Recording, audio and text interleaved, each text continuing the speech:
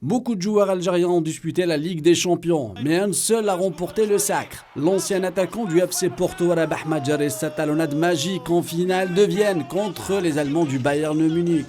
En 2023, tout est réuni pour voir un autre Fennec soulever la coupe aux grandes oreilles. Deux Algériens en lice, chacun se bat de son côté. Le rêve est d'atteindre la finale de l'Atatürk Stadium le 10 juin. Mais d'abord, il faut gagner la bataille du dernier carré qui oppose Manchester City de Mahrez au Real Madrid, un remake de la demi-finale de la saison écoulée. La deuxième affiche le grand derby de la Madonnina, l'AC Milan de Benasser contre son rival éternel, l'Inter de Milan. La première manche se jouera cette semaine. Ce mardi, le champion en titre, le Real Madrid, affrontera Manchester City au Bernabéu.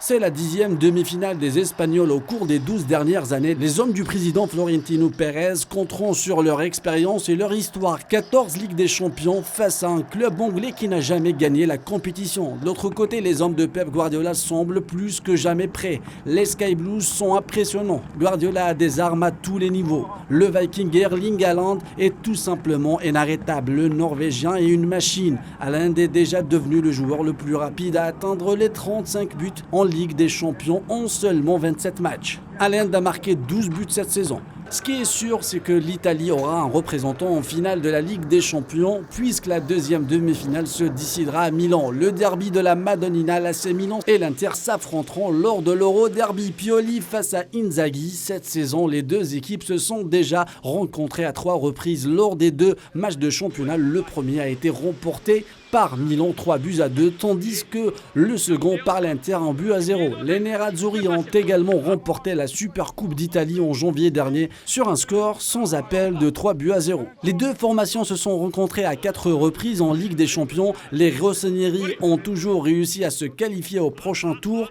demi-finale de la Ligue des Champions de 2003 et le quart de finale de 2005 où Milan a perdu la finale de l'édition à l'Atatürk Stadium. Pour gagner la demi-finale de la Ligue des Champions, il faut avoir l'esprit, la solidarité, l'enthousiasme, le mental, l'envie, la rage de vaincre et de la générosité sur le carré vert.